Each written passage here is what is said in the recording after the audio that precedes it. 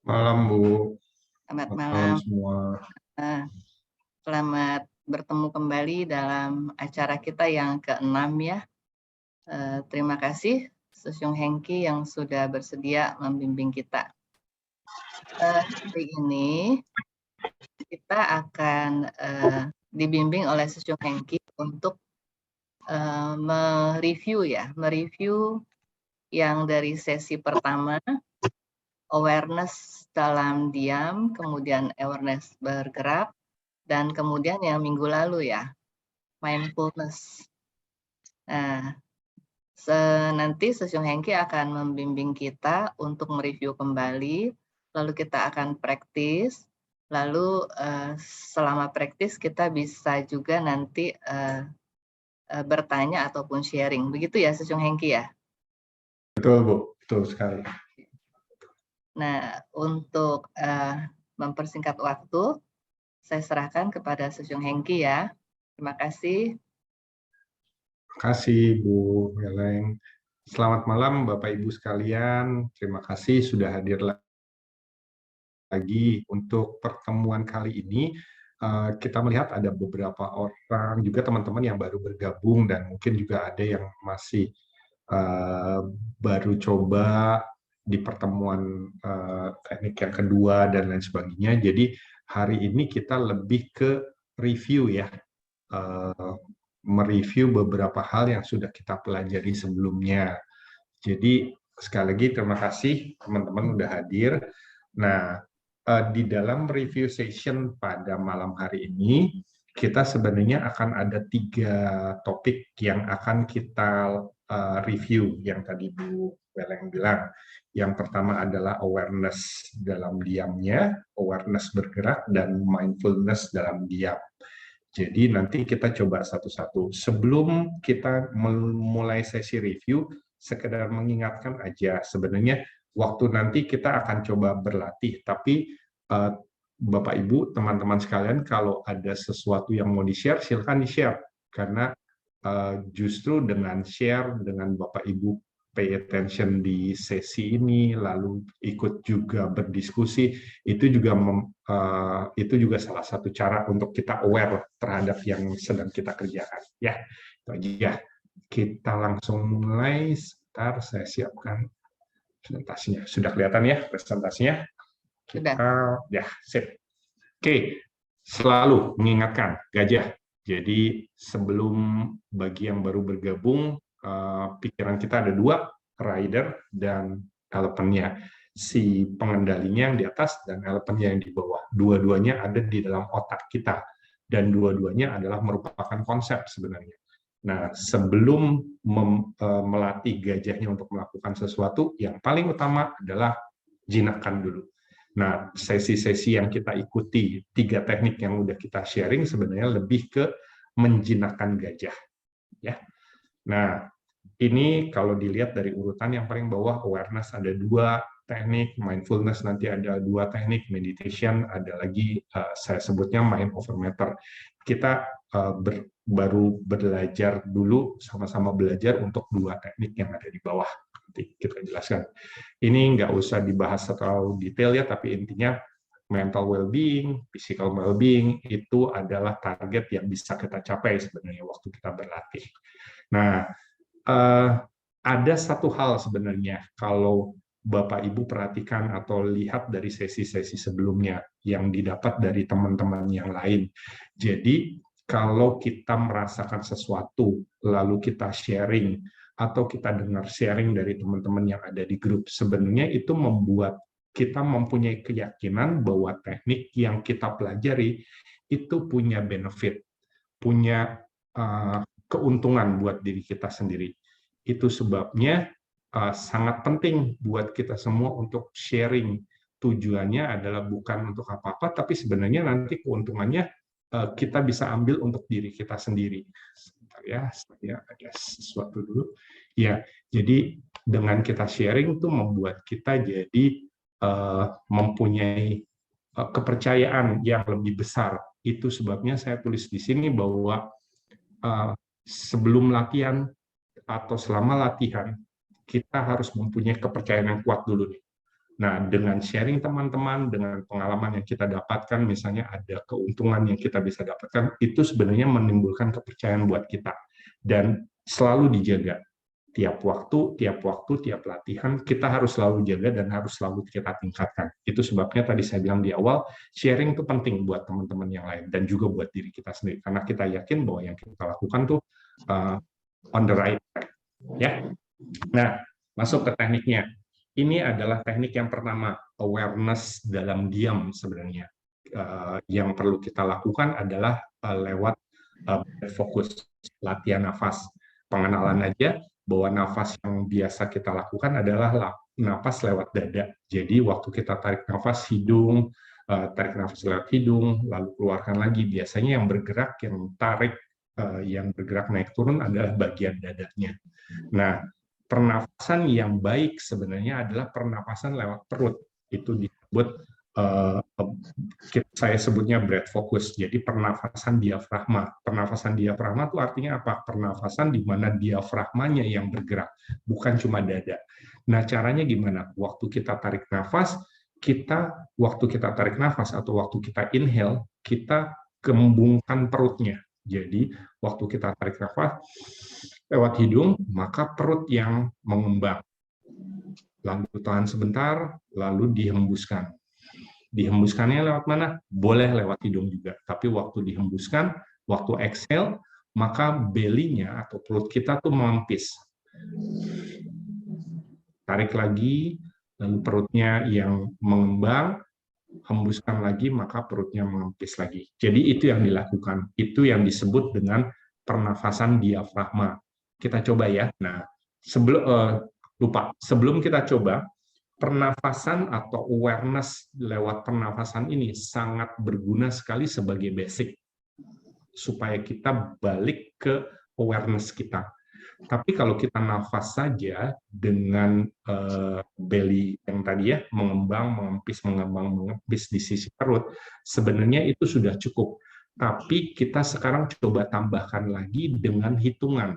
Hitungan digunakan untuk apa? Sebenarnya digunakan untuk membuat kita aware dengan apa yang kita lakukan. Tujuannya sebenarnya itu aja. Caranya gimana? Cara berhitungnya adalah tarik in, saya bilangnya in tuh tarik nafas dulu, in, maka langsung mulai hitungan. 2, 3, 4, 5, sambil ditarik nafasnya sampai hitungan kelima, lalu tahan sebentar, keluarkan nafasnya. Out, 7, 8, 9, 10. Itu dikeluarkan. Lalu tarik nafas lagi, in, tarik nafas, perutnya dikembangkan, in 12, jadi saya nggak hitung 11-nya, 12, 13, 14, 15, tahan sebentar, lalu hembuskan lagi. Out, perutnya dikecilkan, 17, 18, 19, 20. Ulang lagi, tarik nafas lagi, in, 22, 23, 24, 25, sambil perutnya mengembang, out, 27, 28, 29, 30. Terus seperti itu. Saya biasanya meng-encourage teman-teman untuk melakukan perhitungan itu dari 1 sampai dengan 100. Jangan terlalu banyak, karena tujuannya sebenarnya cuma untuk membuat kita aware. Dan jangan diulang cuma 10, lalu diulang lagi 1. Jangan. Kita hitung dari 1 sampai 100. Kita coba ya. Nanti sewaktu kita coba, di awal saya akan guide Bapak Ibu untuk sampai hitungan let's say ke 30, tapi setelah 30 Bapak Ibu coba hitung sendiri, karena penting sekali Bapak Ibu melakukan hitungan dalam pikiran Bapak Ibu. Jadi nggak perlu diucapkan, tidak seperti saya waktu mengajak Bapak Ibu, tapi coba diucapkan dalam pikiran Bapak Ibu masing-masing. Kita coba ya, sambil duduk relax. Oke. Kita coba ingat ya, belly diafragma, kita menggunakan perut, bukan menggunakan dada. Kalau ada pertanyaan, silakan di-interrupt ya, nggak apa-apa, biar kita bisa lihat. Nanti setelah kita latihan 1, saya akan coba tanya Bapak Ibu ada kesulitan dan segala macam. Kita sama-sama share. Kita coba ya. Yuk, kita mulai. In, 2, 3, 4, 5. Out, 7, 8, 9, 10. In 12, 13, 14, 15. Out 17, 18, 19, 20. In 22, 23, 24, 25. Out 27, 28, 29, 30. Sekarang coba Bapak Ibu sendiri, saya tidak akan berhitung.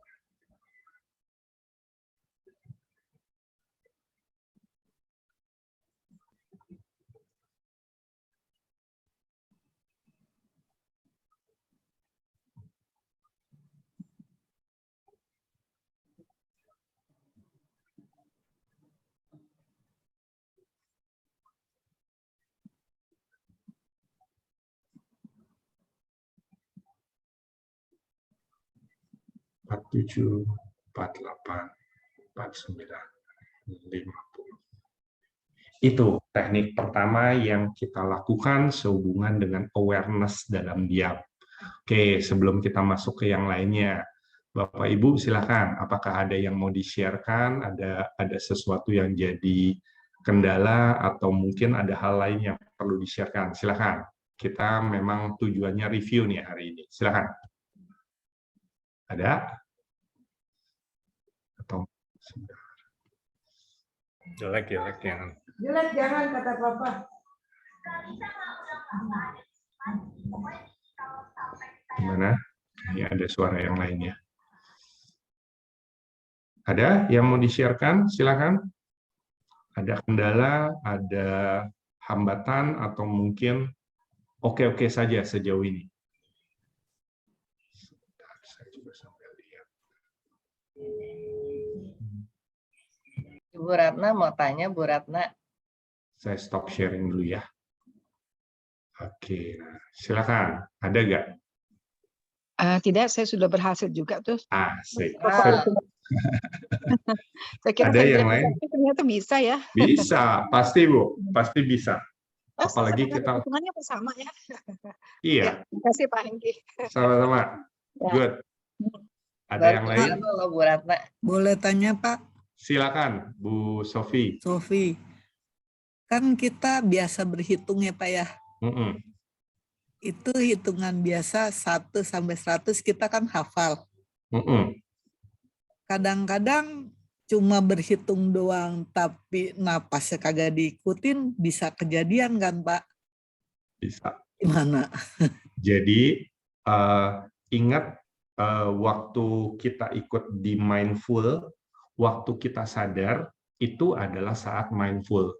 Itu sebabnya ini kalau kita memecah gerakannya, sebenarnya ini ada 2 gerakan. Pertama, kita fokus di nafas. Kedua, kita fokus di hitungan. 2 nih ya, dalam waktu yang bersamaan. Waktu Bu Sofi melakukan latihan ini, ada kemungkinan kalau belum terbiasa, ikutin nafasnya, hitungannya lupa. Atau hitungannya ingat, nafasnya lupa. Nafasnya jadi nggak ngikutin hitungan. Nggak ada masalah, Bu. Namanya latihan, itu nanti akan mulai terbiasa. Bahkan beberapa waktu yang lalu kita pernah dengar ya, ada beberapa pengalaman yang ngitungnya jadi lupa gitu kan. Udah 30, tadi berapa ya? Terus jadi dihitung lagi, mulai lagi di 20 atau ngelanjutin lagi. Nggak ada masalah, Bu. Jadi tujuannya murni sewaktu kita sadar bahwa kita salah, itu sudah mindful. Jadi sebenarnya waktu melakukan ini, kita sudah jumping ke mindful. Boleh aja Bu Sofi, jangan khawatir, dengan latihan pasti akan kendala itu pasti akan hilang sedikit demi sedikit. Mudah-mudahan menjawab. Oke, makasih. Terima kasih. Ada lagi? Pak Hengki mau nanya dong. Silakan, Pak Widodo. Kalau misalnya begitu tujuannya, apa boleh misalnya hanya sampai 10 terus balik lagi gitu jadi 1? Jangan, Pak. Itu Kenapa? itu membuat kita jadi terlalu terbiasa. Waktu di sini presentasi saya nggak ngomongin tentang otak ya. Kalau Bapak ingat lagi di pertemuan sebelumnya saya kasih gambaran otak. Kalau sudah jadi kebiasaan, itu akan masuk ke kebiasaan yang kita tidak sadari, Pak. hitungan 1 sampai 10 tuh terlalu biasa buat kita. Tapi kalau waktu kita masuk ke 11, 12, apalagi kalau tadi Bapak perhatikan, hitungan saya tuh mulai dari angka 2 dan angka 7. 2, 3, 4, 5, atau 7, 8, 9, 10, 12, 13, 14, itu kan butuh awareness, Pak.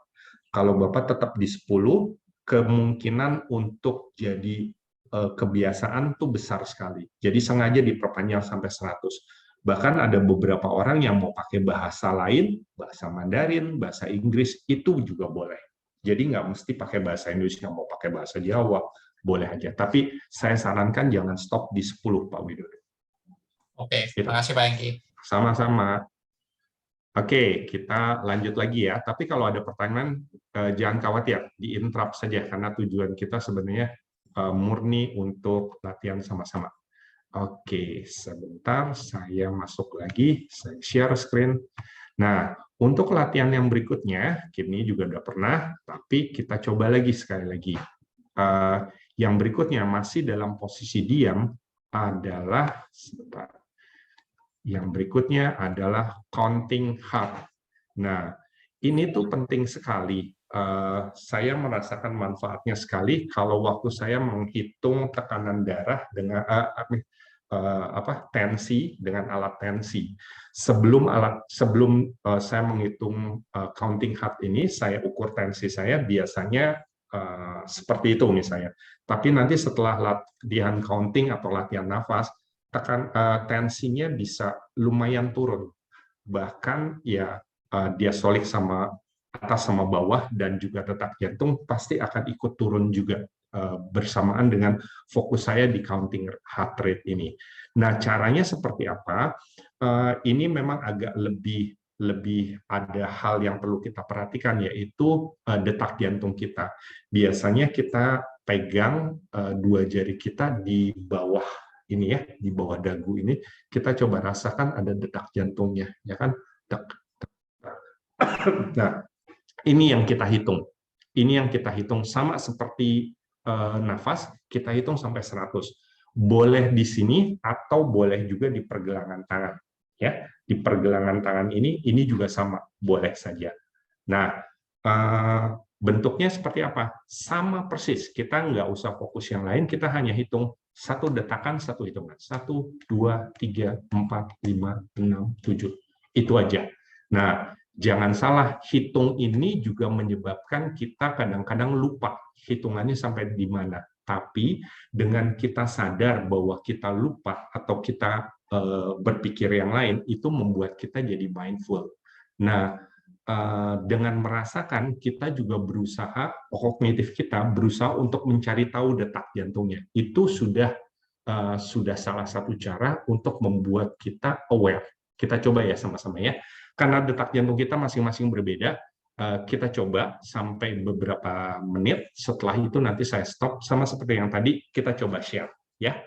Oke ya, kita mulai sama-sama ya. 1, 2, 3. Counting heart rate dimulai.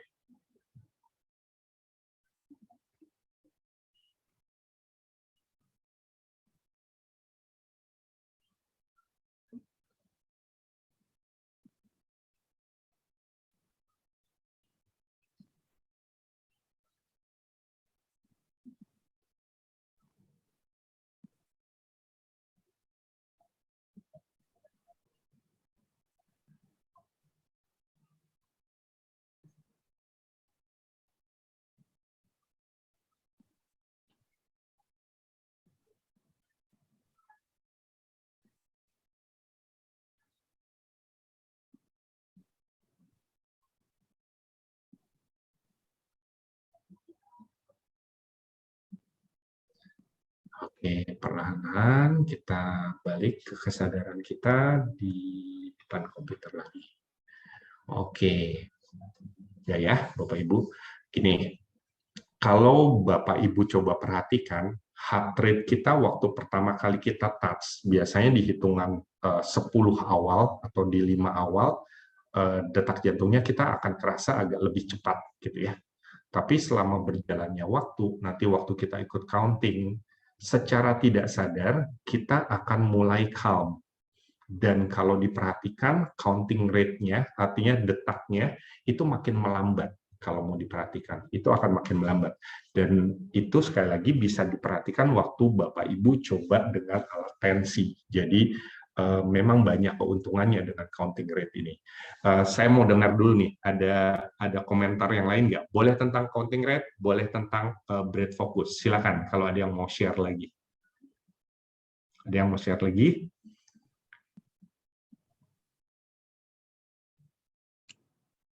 Kita hitungnya tadi hitung, terus habis hitung kita mau pakai apa ya?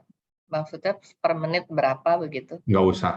Sebenarnya boleh sih nanti kalau misalnya kita punya alat tensi, kita bisa hitung. Yang tadi saya bilang, biasa kalau saya pagi-pagi, Sebelum dan saya sesudah. betul, sebelum dan sesudah. Dan kita akan bisa ngelihat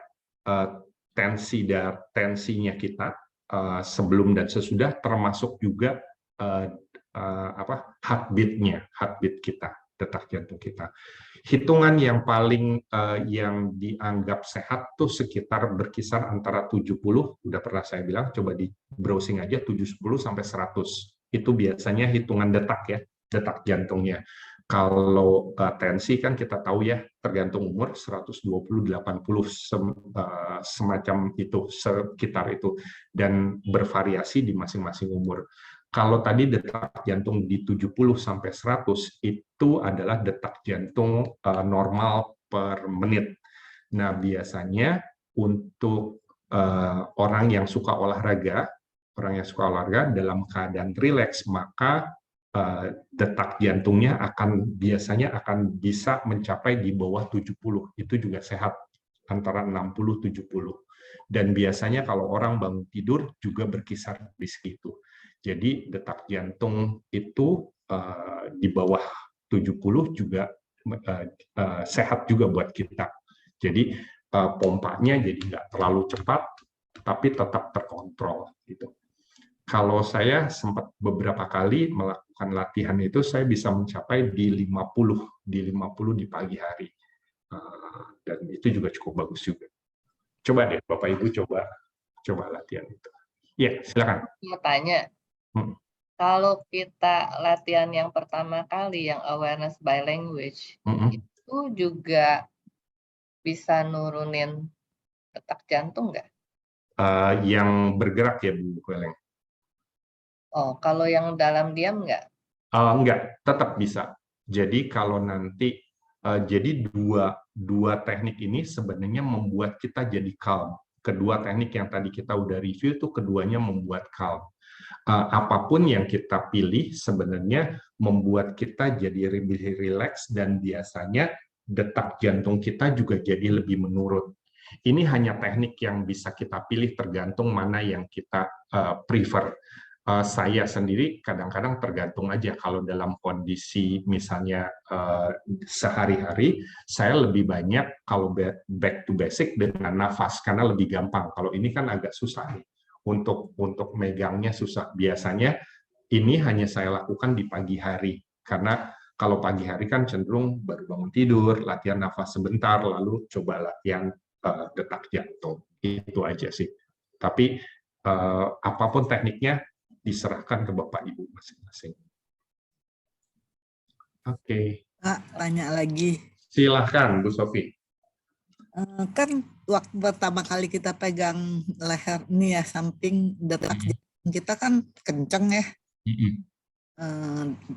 deg-degnya. Tapi makin lama kan makin halus. Nah, tangannya makin kenceng apa enggak? Kalau kan udah nggak kerasa lagi. Tekatnya ya, Bu ya. Sebenarnya sih nggak ada. Sebenarnya nggak ada masalah, Bu. Kan nggak kedengeran. Iya. Detaknya. Jadi maksudnya jadi nggak ketekan gitu ya, Bu, maksudnya? Enggak, Mas. Mungkin detaknya jadi semakin halus kan. Kan pegang tangannya kan tetap. Jadi hitungannya bisa hilang dong kalau tekannya nggak tambah kenceng. Detaknya bisa udah jadi, tambah halus. Iya, betul. Itu Gimana? sebabnya kalau misalnya memang kita mau memeriksakan lebih detail lagi, yang pakai alat itu, Bu, untuk tensi darah yang di lengan atau di tangan, itu lebih bagus, karena memang ada kemungkinan kita jadi nggak jadi hilang gitu ya, karena nekennya ya Mesti tambah bisa aja. kenceng tekennya. Enggak usah sih, enggak usah. Karena mau kencang mau keras kita tekan sebenarnya tidak terpengaruh banyak karena detaknya kan ya tetap segitu aja. Makin nggak kedengeran kan. Biasa kalau udah tenang maksudnya gitu. Enggak, tetap aja. Tapi memang pengaruhnya ya jadi tenang dan detaknya jadi lebih lembut Halus. lagi, lebih halus. Dan kalau diperhatikan, apalagi kalau Bapak Ibu perhatikan, makin lama kita latihan, makin kita mengerti dengan tubuh kita. Jadi kadang-kadang ada detak jantung yang berantakan kan waktu kita mulai. Jadi deg deg deg deg deg deg deg deg deg deg deg deg deg. Jadi enggak seperti deg deg. Nah, itu juga bisa ditenangkan dengan ini dan kita jadi bisa merasakan waktu dalam keadaan yang bergemuruh itu udah nggak teratur dan kita tahu bahwa ini nggak teratur. Nah, kita coba duduk tenang, kita coba pegang ini dan kita coba hitung. Nanti lama-lama hitungannya akan mengikuti ritme yang benar. Kayak gitu. Itu Bu Sofi. Iya. Tangannya nggak masalah ya mau kiri atau kanan pegang. Sama aja Bu, sama aja. Oke, makasih. Sama-sama. Ada lagi? Oke, kita lanjutkan yang berikutnya. Nah, kalau tadi kita awareness kita lakukan dengan duduk diam, kita kan nggak mungkin selamanya untuk awareness dengan duduk diam. Maka itu dalam pertemuan yang sesi kedua dari saya memperkenalkan awareness through language. Sebenarnya seperti yang Bu Peleng bilang, ya, ini awareness dalam gerak, dalam bentuk gerakan. Nah, salah satu yang saya sarankan beberapa waktu yang lalu, waktu kita membahas topik ini adalah dalam waktu kita mengerjakan pekerjaan sehari-hari, apapun itu. Dan saya contohkan di sini adalah cuci piring. Jadi kalau cuci piring, biasanya saya lakukan, misalnya kalau pulang dari tempat kerja dan segala macam, masuk ke rumah atau masuk ke apartemen, ke unit, saya lebih cenderung saya pegang untuk cuci piring. Yang waktu saya cuci piring, ada satu hal yang menjadi target saya. Saya mau membuat saya aware dengan pekerjaan saya, dan saya mencoba membuat sabunnya nggak berantakan di pinggir. Jadi yang saya lakukan adalah saya secara pelan-pelan dan secara sadar sambil diucapkan, pegang piringnya, buka keran air, basahin, matiin keran air, ambil spons, ambil sabunnya, dielap, diusap di permukaan piringnya, lalu dibalik, diusap lagi. Ini butuh waktu, karena biasanya kita kerjakan secara otomatis, tapi kalau dengan menggunakan kata-kata, kita jadi lebih berhati-hati. Seolah-olah kita tuh melakukannya, kita lakukan, kata-katanya mengikuti. Itu akan jadi lebih lama. Tapi dengan melakukan ini, kita jadi mulai aware. Ya, jadi kembali lagi, kegiatan-kegiatan yang harian yang kita lakukan, kita bisa lakukan melalui awareness dengan apa? Kembali lagi dengan bahasa. Ada contoh yang lain lagi, misalnya mandi. Mandi juga biasanya kita tinggal selesai. Enggak. Nah, sekarang kita lakukan dengan awareness. Caranya gimana? Kita buka keran, lalu kalau kita pakai shower, showernya diarahkan ke kepala kita, lalu kita rasakan airnya turun ke kepala, lalu kita mulai tangannya memegang kepala, lalu mulai gosok ke depan, ke belakang, dan lain sebagainya. Jadi setiap gerakan kita usahakan diikuti dengan kata-kata. Lalu apakah terbatas dengan ini saja? Enggak, ada banyak. Makanya tadi saya katakan bisa cuci piring, bisa mandi, bahkan nyapu, atau ada kegiatan di seci seperti merangkai bunga, upacara minum teh, spellnya jadi berubah, kaligrafi, berdoa, dan lain sebagainya. Selama tiap gerakan kita ikuti dengan kata-kata, maka itu akan menjadi awareness waktu kita dalam bergerak. Itu.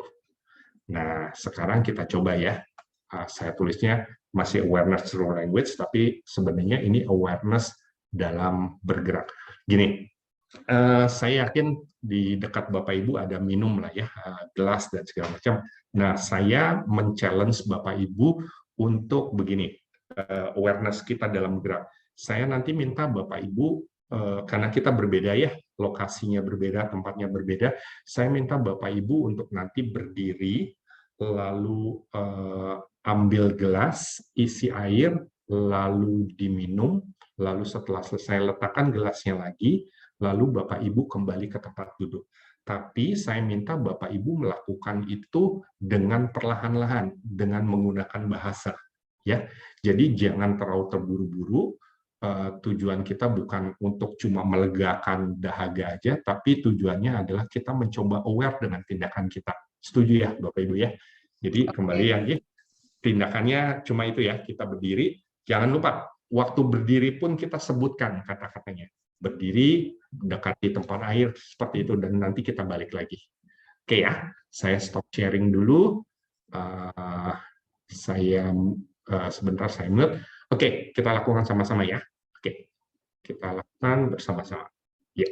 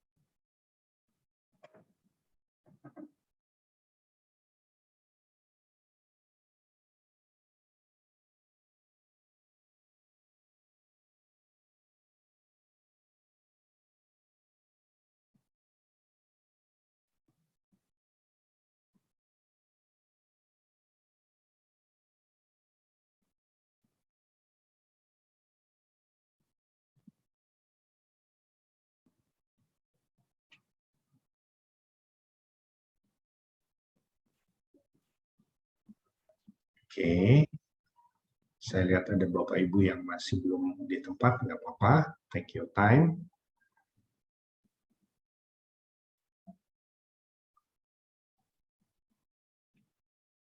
Sambil menunggu teman-teman yang lain, Bapak Ibu boleh lakukan nafas atau heartbeat.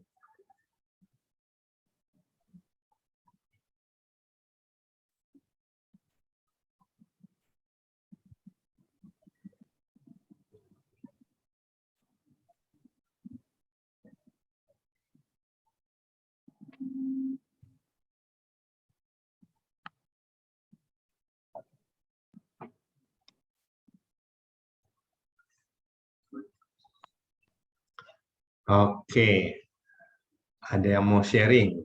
Silahkan. Jadi lambat ya gerakannya ya, udah pasti ya.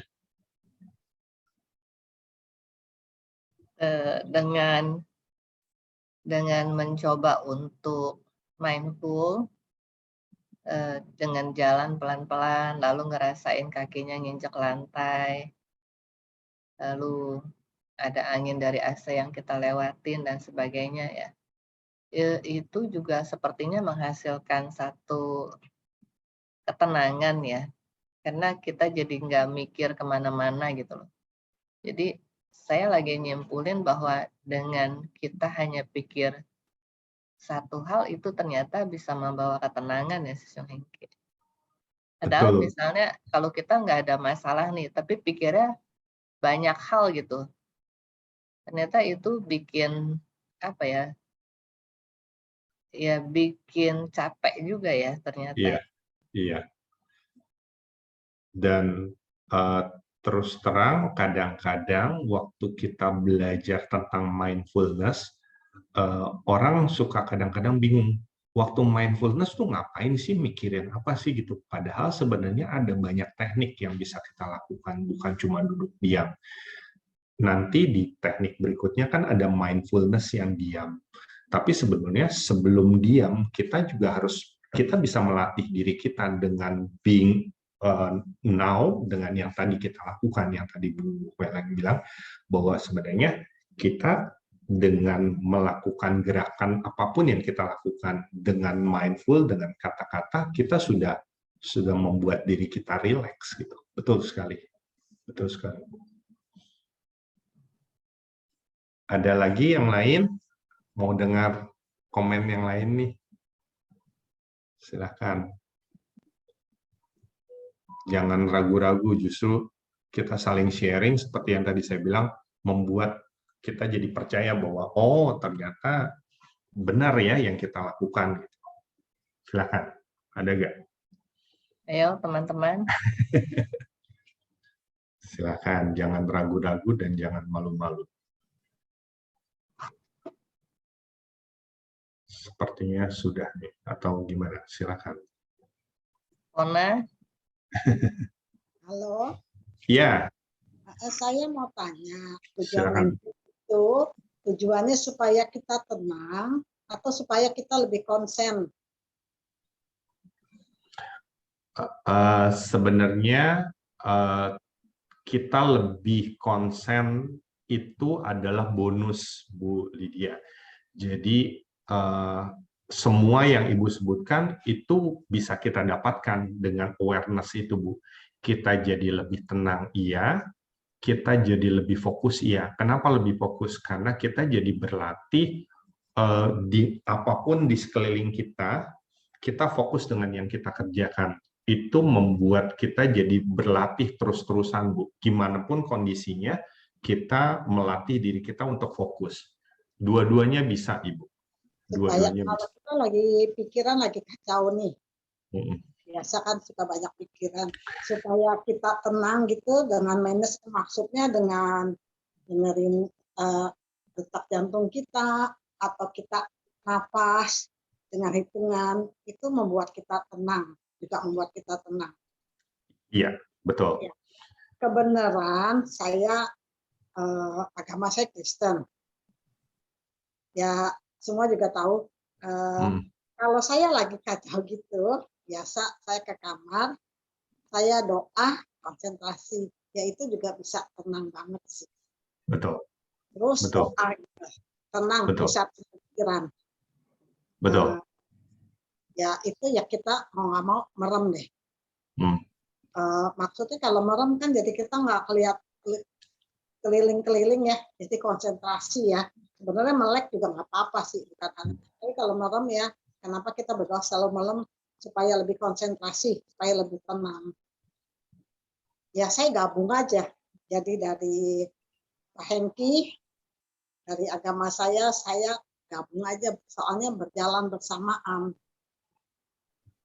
Ya itu aja saya mau bagikan. Ya. Ya, dengan doa, dengan pelajaran Pak Hengki, dengan pernapasan itu kan. Selama ini saya kan nggak pernah napas perut, gendutin perut, enggak sih. Ya kalau saya pusing, saya duduk bersila, saya napas sambil napas dalam-dalam dari hidung. Napas dalam, buang pelan-pelan. Selama ini nggak pernah deh dari perut. Paling saya keluar, tarik udara, duduk, ambil napas, pelan-pelan, buang pelan-pelan, tapi nggak pernah dari perut. Nah dari perut ini nih sekarang saya mulai coba, tapi suka ngaco terus. Kalau ambil napas ya kempes. Iya. Luar biasa gitu. Iya. Nah, coba deh nanti saya coba gitu. Itu manfaatnya apa? Bedanya ambil nafas dari perut dengan ambil nafas dari hidung. Bedanya apa? Oke. Jadi sebenarnya manfaat secara fisiknya juga bagus karena sebenarnya bayi waktu dia pertama kali lahir, dia tuh menggunakan nafas perut dan itu jauh lebih sehat dibandingkan dengan nafas dada.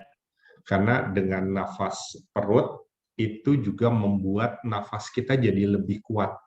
Jadi kalau misalnya mungkin Bapak Ibu di sini ada yang menyanyi juga, kalau menyanyi itu disarankan bukan pakai nafas dada, tapi nafas diafragma.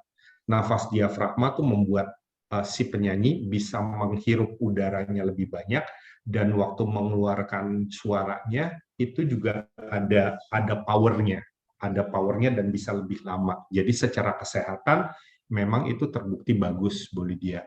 Yang kedua, kalau kita terbiasa dengan nafas dada terus dilatih ke nafas perut, kita jadi lebih aware. Kembali lagi, jadi sadarnya jadi lebih tinggi. Kalau dengan nafas dada aja, itu udah biasa. Kita udah 50 tahun, 60 tahun, 70 tahun pakai nafas dada. Tapi kalau sekali-sekali kita pakai nafas perut, kita jadi aware. Nafas perut kan mesti dipikirin kan, perutnya mesti digemerein gitu. Itu sih. Jadi betul. Jadi kita akan aware terus gitu. Dan tadi Bu Lydia ngomong tentang berdoa, itu juga benar. Makanya di dalam slide saya bilang bahwa awareness through language atau awareness dalam bergerak itu juga bisa dalam bentuk doa. Sekedar share aja, papa saya dia beragama Katolik. Jadi dia doanya kalau di Katolik tuh ada rosario yang doa Bapa Kami dan segala macam. Dia melakukan doanya tuh bukan cuma duduk diam. Jadi dia doanya sambil jalan sambil berdoa. Dan gerakannya karena ini butuh konsentrasi, jadi jangan cari doanya di jalanan yang ramai gitu, jangan. Di rumah aja bolak-balik sambil jalan. Dan itu dilakukan dengan diucapkan, dengan bergerak, dan ya itu juga sama aja, boleh aja. Jadi sebenarnya penggunaan bahasa membuat kita jadi aware.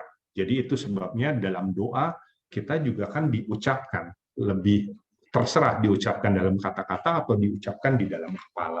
Tapi intinya kita say something. Itu Bu Lydia. Ya, terima kasih. Terima kasih. Jangan ingat buat belajar nafas ya. Betul. Nggak pernah nafas dari perut dikembungkan. Betul. Nafas perut selalu akan jadi dasar bagi latihan meditasi. Bahkan kita selalu dikasih tahu bahwa back to basic untuk meditasi adalah nafas perut. Jadi selalu nafas perut jadi fokus untuk latihan meditasi. Oke.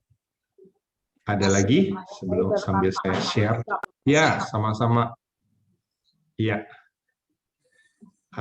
Saya share lagi untuk yang berikutnya.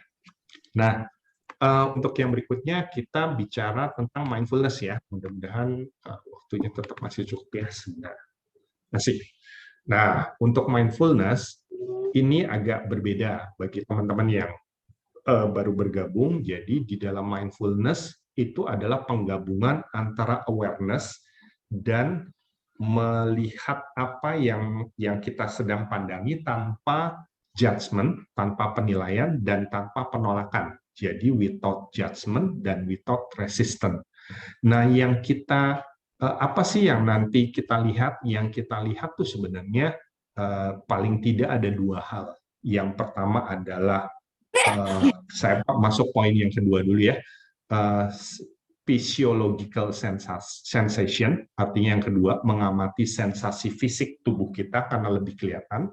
Dan yang kedua, itu yang poin satu, ketukar posisinya, mengamati sensasi psikologis. Apa bedanya? Kalau sensasi fisik itu tubuh kita mengamati tubuh kita. Kalau yang satu lagi, mengamati sensasi psikologis.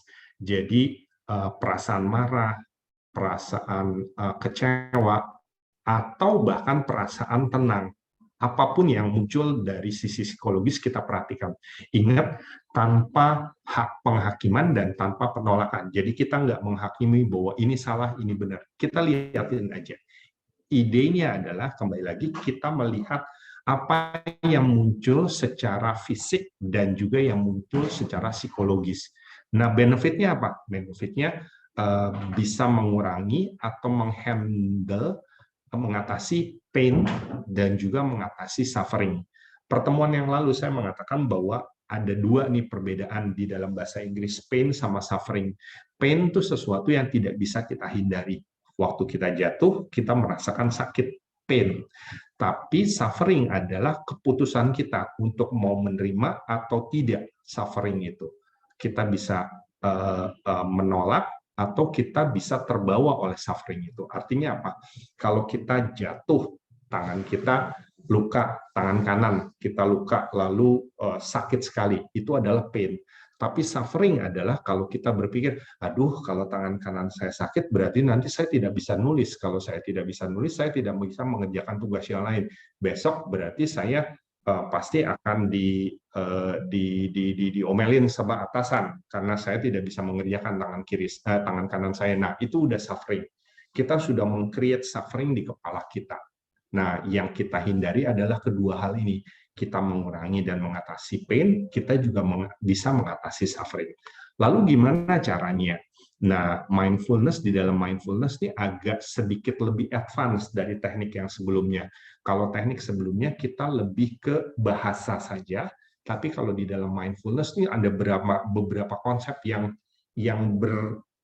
berjalan di kepala kita. Yang pertama, kita menggunakan imajinasi. Jadi kalau saya mengajak Bapak Ibu sebelum memulai mindfulness, kita melihat diri kita. Melihat diri kita pakai baju apa, kita duduk di mana, posisi tangan kita gimana, dan lain sebagainya. Bahkan kita merasa kita ngelihat perut kita tuh seperti apa, hidung kita seperti apa, seolah-olah kita ada di atas kepala kita. Itu sebabnya kita menggunakan imajinasi. Lalu yang kedua, konsep yang kedua adalah kita harus, atau bukan harus, kita menggunakan konsep being present. Kita sekarang, ada sekarang ini. Jadi jangan lagi berpikir kemarin kenapa, atau nanti merencanakan apa, tapi kita being present. Cara dengan being present, kita gunakan juga bahasa bahwa kita ada sekarang di sini secara sadar. Nah, untuk konsep yang kedua, saya memperkenalkan juga bahwa suka atau tidak suka, waktu kita diam, pasti akan bermunculan beberapa pikiran. Pikiran dari tempat kerja, keluarga, orang tua, adik, kakak, yang lalu, dan kekhawatiran masa mendatang, dan lain sebagainya. Makanya saya ajak Bapak Ibu untuk menerapkan konsep seperti Bapak Ibu ada di pinggir jalan. Ya, ini minggu lalu saya juga share, Bapak Ibu ada di pinggir jalan, dan ada mobil yang lewat di depan Bapak Ibu. Mobil itu adalah pikiran yang muncul di kepala Bapak Ibu. Nah, di dalam mindfulness kita percaya, dan saya juga percaya karena sudah berlatih juga, bahwa pikiran akan hilang sewaktu kita liatin aja. Kita nggak usah menghakimi, kita nggak usah menilai, kita liatin aja. Ada kecemasan, ada pikiran kekesalan, kekecewaan, dan segala macam, kita lihatin. Seperti, kembali lagi, kita berdiri di pinggir jalan, ada mobil lewat. Misalnya, ada pikiran bahwa, tadi saya diomelin atasan saya, karena kesalahan yang bukan saya kerjakan, yang bukan karena saya. Nah, biarkan aja, kita lihat saja pikirannya, tapi tidak perlu terbawa. Atau nanti muncul lagi pikiran bahwa saya kesel dengan orang ini. Nah, itu juga sama, kita lihatin aja. Atau juga ada perasaan senang, biarkan aja. Kita jangan sampai terbawa, dan kita berusaha tetap ada di pinggir jalan untuk melihat apa yang ada di depan kita. Itu konsep dari kita melihat, kita berada di pinggir jalan, melihat pikiran kita yang lewat di depan kita. Nah, sekarang tekniknya terus bagaimana cara melakukannya? Ini tekniknya. Jadi pertama, kita siapkan diri dulu dengan fokus di nafas, ya, diafragma yang tadi pertama saya sharekan. Lalu Bapak Ibu buka mata, lalu coba lihat, coba record semua yang ada di dalam tubuh Bapak Ibu, termasuk pakaian yang Bapak Ibu kenakan, atau pakai jam tangan, posisi duduk, kaki, dan lain sebagainya. Oke, kita berusaha merecord itu, seolah-olah kita melihat di atas kepala, seperti ini. Dulu, di awal-awal saya melakukan mindfulness, saya berusaha untuk saya contohkan ya, saya mencoba berdiri sambil ngelihat seperti itu. Jadi seolah-olah saya ngelihat, oh saya ada di posisi ini untuk melihat tubuh saya dan ngelihat sekitar. Itu. Lalu berikutnya, setelah saya sudah tahu itu, saya tutup mata saya dan saya bayangkan kembali ya, saya bayangkan saya ada di atas kepala itu melihat diri saya meskipun dengan mata tertutup. Kembali ya, imajinasi. Bayangkan aja bahwa Bapak Ibu ada di atas kepala seperti mungkin lalat, mungkin apa ada di atas dan melihat tubuh Bapak Ibu. Bayangkan aja. Lalu waktu bayangkan, jangan lupa poin yang terakhir, gunakan bahasa, gunakan kesadarannya. Seperti tadi Bu Weleng bilang, misalnya merasakan hembusan angin. Mungkin kita akan melihat bahwa, oke, saya ada di sini sekarang, saya melihat tubuh saya dalam balutan pakaian warna apa, dan lain sebagainya. Gunakan bahasanya untuk membayangkan, untuk membuat Bapak Ibu aware dengan keadaan yang sekarang, ya. Itu. Nah, setelah itu yang berikutnya kita lakukan adalah kita mencoba mengobserv pikiran dan tubuh kita dengan tanpa menghakimi dan tanpa penolakan.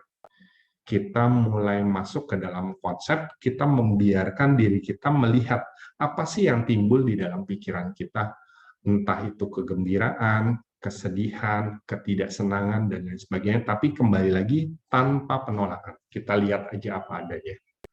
Nah, setelah itu, kita tetap melakukan semuanya, dengan awareness dan language. Jadi kalau misalnya ada kekecewaan dan sebagainya, nggak apa-apa, kita lihat. Dan kita nggak usah nolak dengan itu. Oke, sebelum kita mulai, Bapak Ibu ada pertanyaan dulu sebelum kita nanti coba mulai latihan dengan ini? Silakan. Enggak ya? Ya. Halo, Halo. lagi. Silakan. Silakan. Ada hubungannya nggak mindfulness dengan awareness dengan positive thinking? Gini. Untuk positive thinking nanti kita masuk ke dalam, kalau saya sebutnya nanti itu masuk ke dalam, kalau di saya yang slide-slide sebelumnya, itu masuk ke dalam apa yang saya sebut sebagai mind over matter. Jadi kita udah masuk ke dalam menggerakkan gajahnya Bu Lydia. Jadi positive thinking atau ya positive thinking itu kita udah mengarahkan gajahnya untuk melakukan sesuatu buat kita. Jadi belum masuk ke situ, Bu. Belum masuk ke situ, tapi itu adalah tujuan kita nantinya. Jadi kita bisa menggerakkan subconscious mind kita, itu Bu.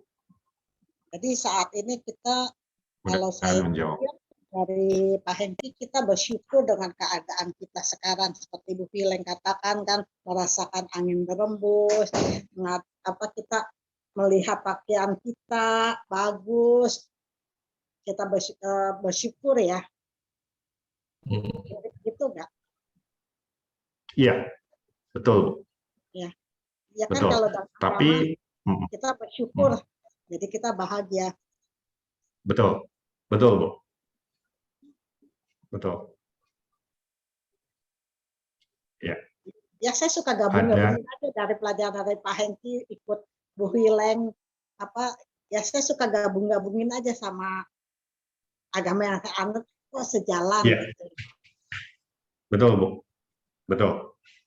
Karena pada intinya semuanya akan semuanya ditujukan untuk well-being kita Bu, untuk mental health kita dan untuk physical health kita. Setuju Bu? Terima kasih Pak Hengki. Sama-sama Ibu. Ada yang mau share lagi sebelum kita coba latih? Kita masih ada waktu 4 menit, 5 menit. Kita coba ya. Kita coba ya. Oke. Yuk. Mudah-mudahan kita berdiri bisa ya. Cukup. Nggak usah. Duduk aja Ibu. Oke ya. Kita coba ya. Oke. Bapak Ibu tidak perlu ngelihat slide-nya, hanya ikuti guidance saya aja. Nah, sekarang kita mulai mindfulness motionless dengan persiapan fokus di nafas. Kita tarik nafas in 2, 3, 4, 5, out 7, 8, 9, 10. In 12, 13, 14, 15, out 17, 18, 19, 20, in 22, 23, 24, 25, out 27, 28, 29, 30. Perlahan-lahan kita buka mata kita,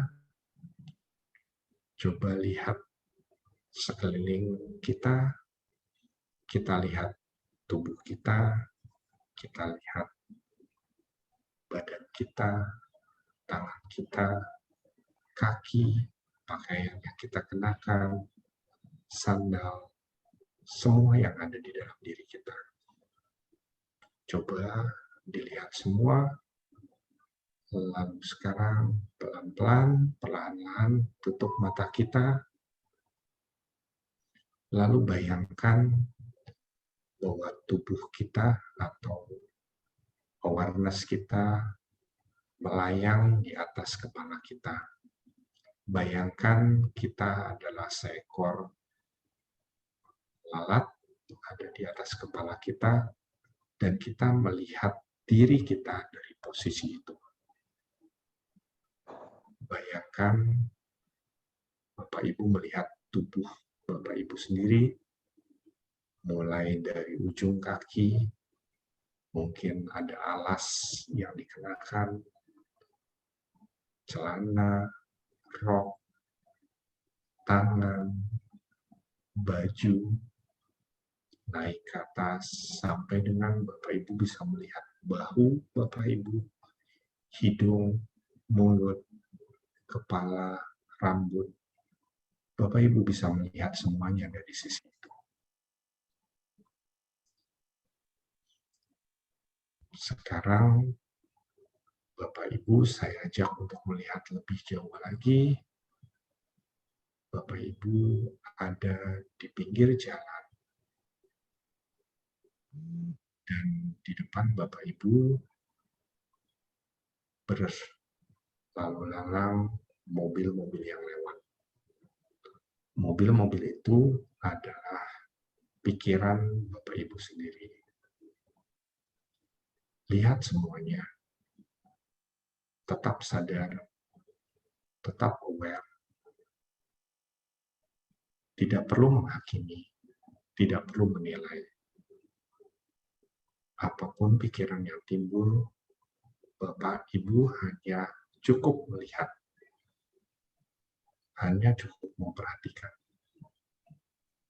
Sama seperti Ibu melihat, Bapak Ibu melihat kendaraan yang lalu lalang di depan. Saya akan biarkan selama beberapa menit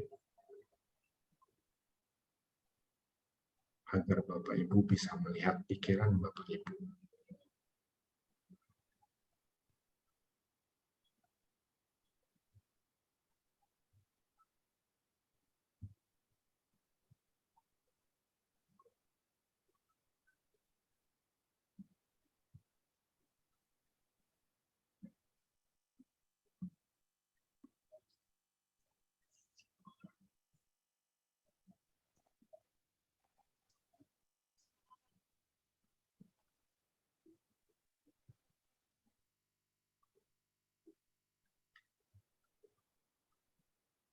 Bila ternyata jalanan di depan Bapak Ibu kosong, tidak ada kendaraan yang lewat, nikmati saja keberadaan tersebut. Nikmati kesunyiannya, nikmati ketenangannya. Bapak Ibu layak untuk melihat ketenangan itu.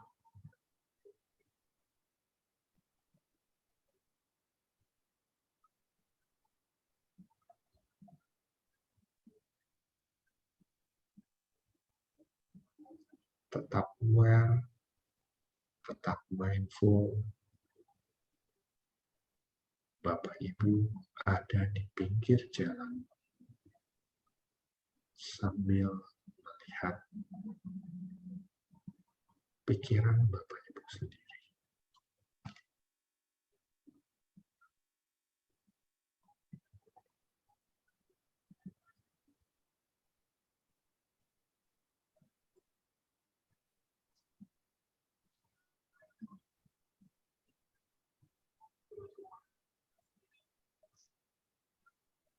Tetap sadar, tetap aware, tetap mindful. Apabila Bapak Ibu melihat jalan di depan Bapak Ibu kosong, nikmati saja ketenangan itu. Nikmati saja kesunyian itu.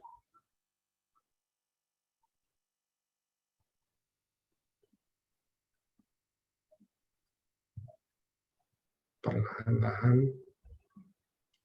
saya minta Bapak Ibu mengembalikan fokus lagi di atas kepala Bapak Ibu sambil melihat, sambil membayangkan Bapak Ibu melihat diri Bapak Ibu sendiri. Perhatikan lagi semuanya dari mulai kepala, hidung, mulut, bahu, pakaian yang dikenakan, tangan, kaki, alas kaki. Perlahan-lahan kita kembali lagi ke depan komputer sambil kita buka mata kita perlahan-lahan.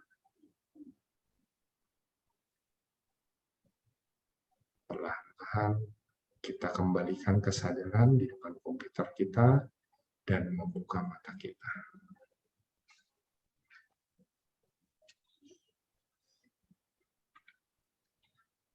Oke. Gimana? Ada yang mau share? Meskipun udah lewat 5 menit. Silakan.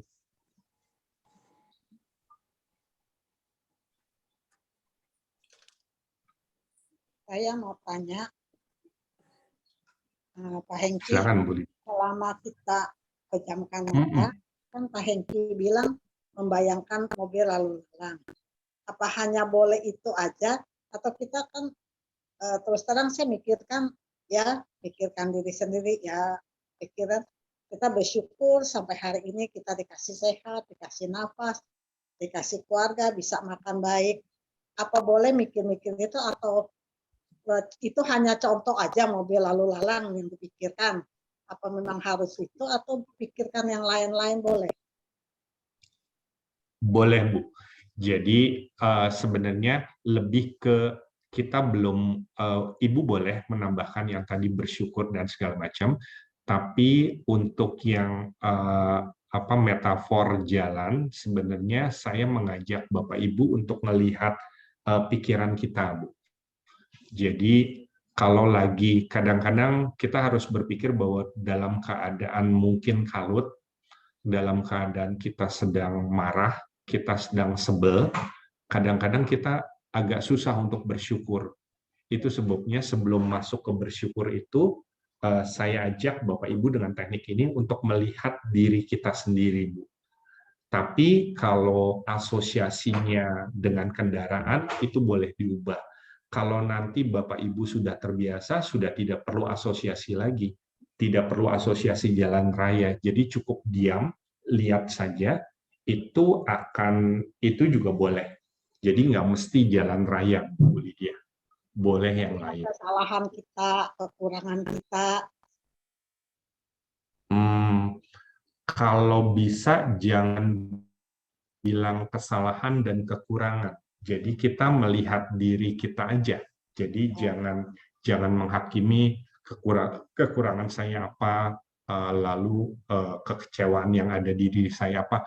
Kalau mau itu dilihat, lihat aja. Tapi jangan bilang itu kekurangan, kekecewaan, dan lain sebagainya. Lihat aja, Bu.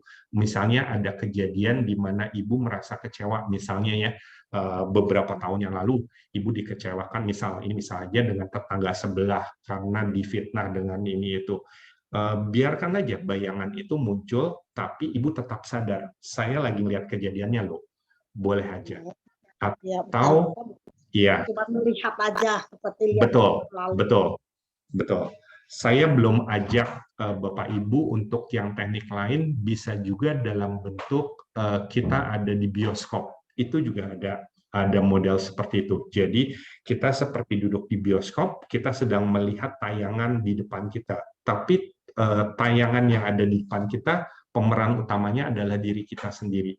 Jadi kita ada di sedang nonton. Itu juga bagus. Makin kita menjauhkan, gambarnya gini ya, makin misalnya ini layarnya, ini diri kita. Makin kita jauhkan ini, secara psikologis itu membuat diri kita terdetach dari emosional perasaan emosi terhadap kejadian tersebut. Jadi bayangkan bahwa ada kejadian misalnya yang tadi kekecewaan, kita lihat di bioskop, kita duduk, kita lihat diri kita. Dan kita merasa bahwa ya kita lagi menonton, kita nggak ngejudge kayak kita nonton TV. Kayak nonton di bioskop. Dan makin lama makin jauh, makin jauh, makin jauh. Itu juga boleh. Mudah-mudahan menjawab. Terima kasih Pak Hengki. Sama-sama. Ya, sama-sama Ibu. Ada lagi? Teman-teman yang lain ada yang mau tanya? Ibu Inge, Bu Lisna, Bu Ber.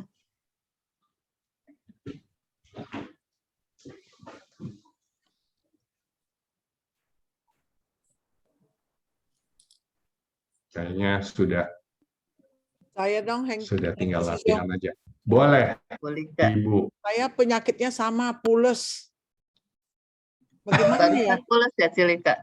Iya, pules nanti ingat lagi saya ya lagi pules lagi. Kenapa ya? Saya bingung loh. Kecapean kali, Cilika. Enggak, saya nggak lakukan. Kecapean kali ya. Saya nggak melakukan apa-apa. Setiap kali kalau saya begini dia pules ya. Kalau baru bangun tidur, Cilika? Iya, kalau saya begitu pules nanti saya bilang ngantuk mau tidur lagi kalau saya begitu. Makanya kadang-kadang saya lebih nggak mau ambil gitu, saya lebih bergerak, jalan pelan-pelan. Boleh kalau saya duduk diam tidur saya. Cilika boleh bagi saya dong. Waduh. Boleh aja ya, Kak. Bener. Ya terlalu mudah tidur, saya heran. Ini tiap kali kalau saya duduk diam nih tarik napas, ini keluar napas. Nah, cuman yang saya mau tanya juga satu hal, tiap kali waktu tarik napas yang lewat biar perut keluar kempes kembung dan kempes. Tapi itu yang terjadi itu sedikit tersentak, tau nggak, Hengki Sisyong. Jadi nggak bisa kayak orang kalau bayi saya bayangin, aduh mulus bener ya, gitu main kempes itunya, kempes kembungnya. Kalau saya nggak bisa, kembung tuh kayak put gitu loh, terus kembung, kempes bersini itu. Jadi terlalu itu benar itu.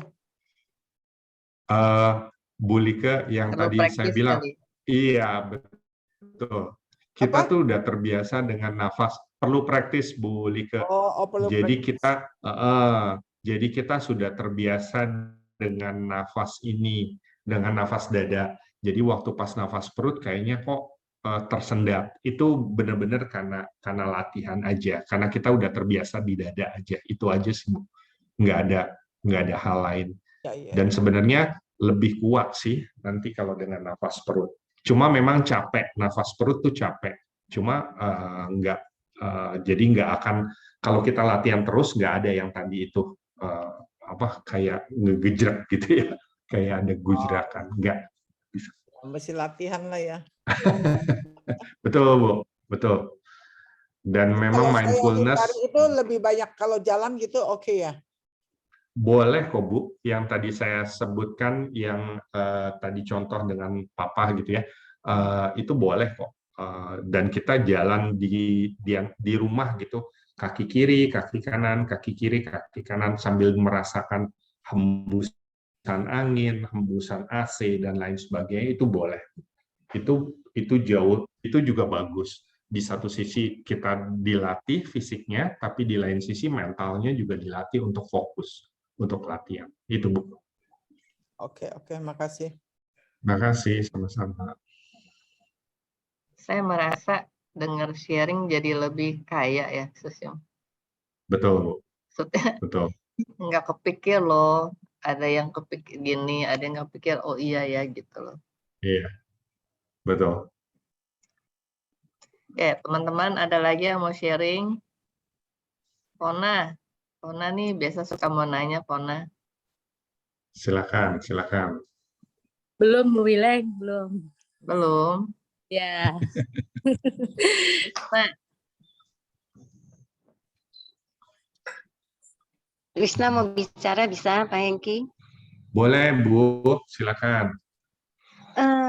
Tadi waktu pengarahan Pak Hengki untuk kita di pinggir jalan lalu perhatikan kendaraan lalu lalang, itu saya malah ada tambahan melihat tukang bakso, lalu ada baksonya di mangkok dengan tahu, dengan lengkap gitu loh, bihunnya segala macam, segala bumbunya dan lain-lainnya, sampai saya merasa saya ketawa aja sendiri, saya perhatiin ketawa sendiri gitu loh. Itu apa karena pikiran saya meloncat-loncat gitu, gajahnya nggak bisa dikendalikan atau gimana ya Pak? Ini benar yang Bu bilang, dari pengalaman-pengalaman jadi ada sesuatu yang saya juga belum pernah seperti ini, Bu. Terus terang ini baru. Tapi yang penting kalau menurut saya, Bu Lisna, yang penting kita sadar dan kita balik lagi, tidak terpengaruh dan tidak terbawa. Jadi kalau Ibu terbawa ke situ kan jadinya lapar, mau makan dan lain sebagainya. Meskipun tadi Ibu ngelihat itu udah detail sebenarnya, ada baksonya, ada kuahnya, ada bihunnya. Tapi kembali dibuat sadar, Bu. Dibuat sadar bahwa ini saya lagi ngeliatin itu loh. Kita kembali lagi ke jalan. Biarkan aja, bisa jadi nanti sewaktu Ibu di pinggir jalan, tukang baksonya lewat lagi. Kita nggak tahu itu pikiran apa, karena di bawah sadar tuh banyak simbolisasi, Bu Lisna. Jadi simbolisasi bawah sadar tuh banyak sekali yang kita nggak tahu. Bahkan dari zaman dahulu itu udah ada mencoba mendeteksi atau mencoba membuat simbolisasi dream, dan itu nggak selesai sampai sekarang, Bu. Jadi kalau Ibu tanya kenapa ada tukang bakso di situ, kita juga nggak tahu, saya juga nggak tahu. Tapi yang pasti di dalam mindfulness Ibu liatin aja, Ibu aware, bukan cuma ngeliatin, tapi Ibu aware, oh ada pikiran ini ya. Itu sih Bu Lisna. Yang akhirnya saya ketawa sendiri itu berarti saya sadar bahwa itu saya harus kembali pada fokus pertama, atau gimana itu? Atau Betul. dibiarkan saja? Betul. Biarkan aja, Bu. Biarkan aja. Kalau kita memang mau ketawa dan kita bukan menikmati ya, melihat itu, ya nggak apa-apa, biarin aja. Tapi Ibu sadar bahwa pikiran saya sedang ada attach, sedang melihat ada tukang bakso di situ atau apapun. Sekedar aware aja, Bu. Dan nanti akan ada muncul lagi yang lain lagi yang kita nggak tahu. Gitu, Bu. Oke, terima kasih Pak. Sama-sama, Bu. Sebenarnya Susyong Hengki, kita mengamati di pinggir jalan itu kan tidak sungguh-sungguh kita mengkondisikan kita di pinggir jalan ya. Itu sebenarnya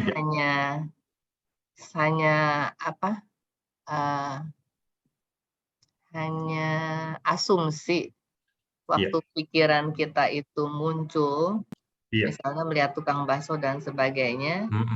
Nah, kita cuman diam, seolah-olah kita ada di pinggir jalan dan ngelihat itu lewat aja gitu kan ya.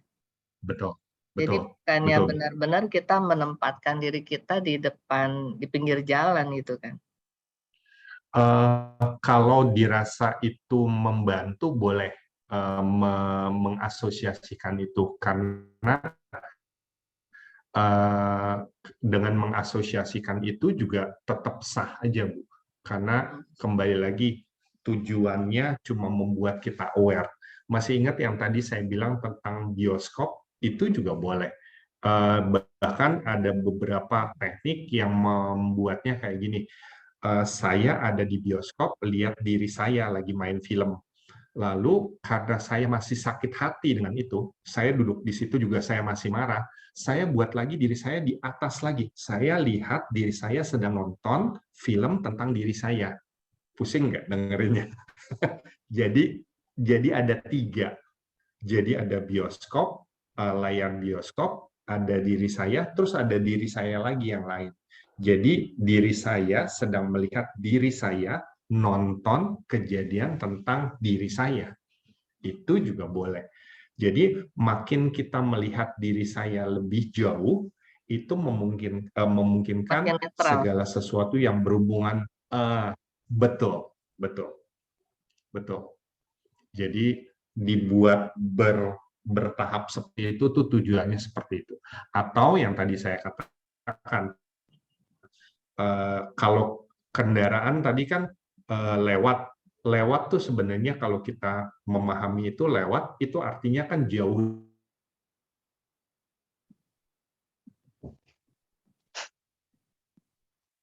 Beberapa hari yang lalu misalnya kita lihat di TV, lalu kalau kita masih kecewa, kita seolah-olah duduknya mundur ke belakang, lebih jauh lagi, lebih jauh lagi, lebih jauh lagi.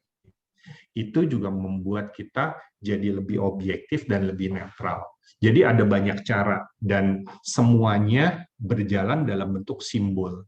Jadi yang tadi di pinggir jalan dengan mobil itu juga simbol, membuat kita ada detached dengan apapun kejadian atau apapun pikiran itu. Bioskop juga sama, membuat kita makin jauh, makin detached dan makin netral. Itu. Mudah-mudahan menjawab. Banyak lagi ya. Jadi Pak Hengki, maksudnya kitanya sebagai posisi kita itu diam, kendaraan jalan. Posisi kita diam. Atau boleh nggak kalau kenapa kita di pinggir jalan, kenapa kita tidak lagi berjalan-jalan di taman bunga, di pati bunga. Jadi kita berjalan-jalan. Kalau itu kita stay diam. Apakah boleh kita yang berjalan?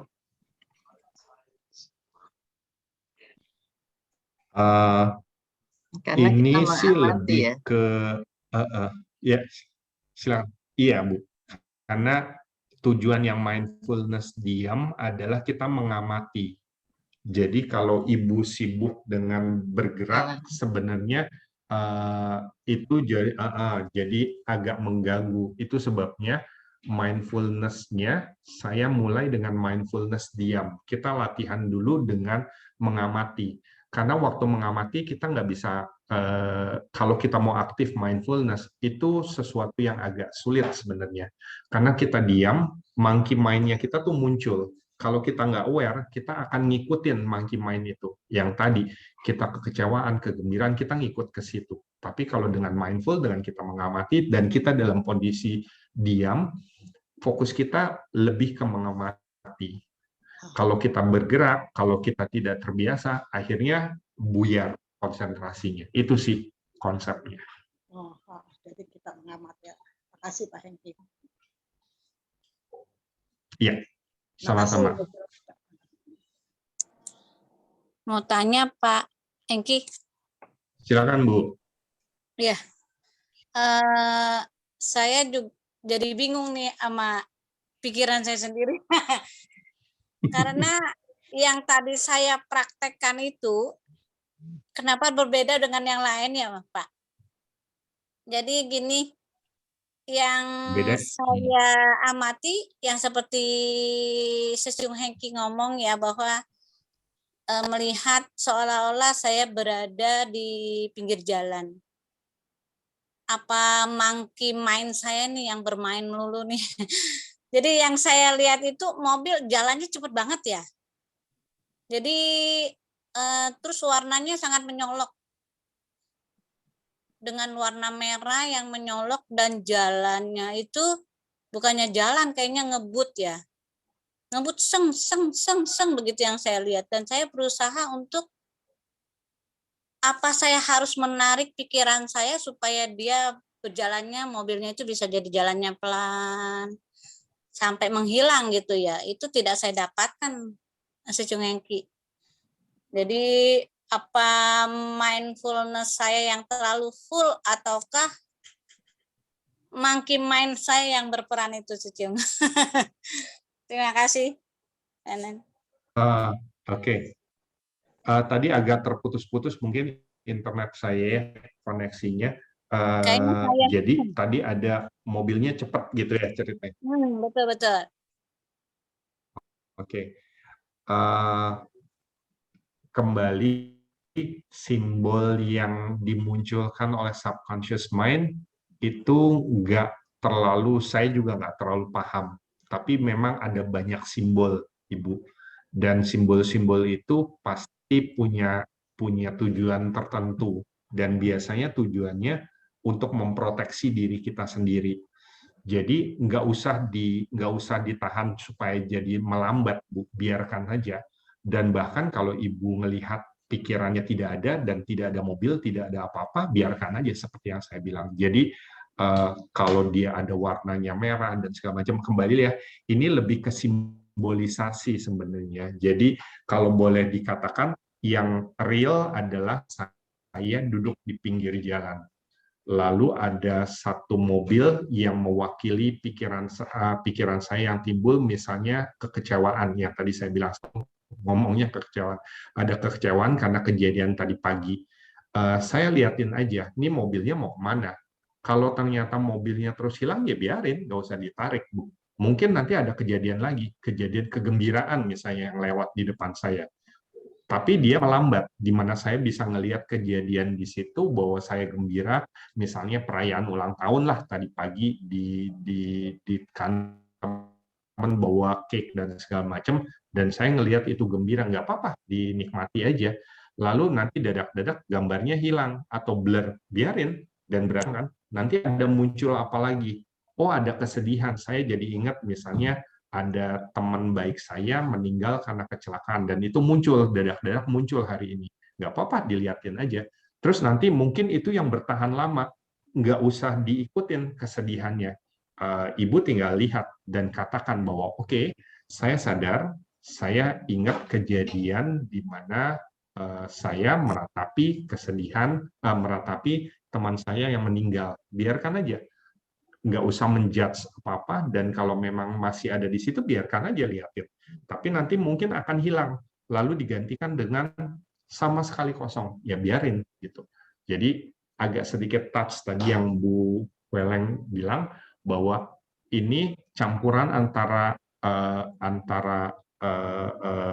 kejadian sebenarnya sama simbolisasi sebenarnya. Jadi kita ngelihat di situ. Itu Bu Agustina. Iya, ada yang mau saya tanya lagi, Sesyung, maksud dari perkataan Sesyung itu berarti keseharian saya, maksudnya tindakan saya sehari-hari itu mewakili dengan mobil yang banyak itu, seperti itu nggak, Sesyung? Maksudnya mobil yang diulang, Bu, agak terputus di saya. Maaf ya, emang agak kurang ini, Sesyung, di tempat saya. Maksudnya gini, Sesyung, apakah dengan pikiran yang saya lihat di mind saya itu sebagai mobil yang jalannya cepat itu, apakah itu pengaruh dari pekerjaan saya yang saya sibukkan sehari-hari itu loh, Sesyung. Jadi pengaruhnya ke situ atau gimana, Sesyung?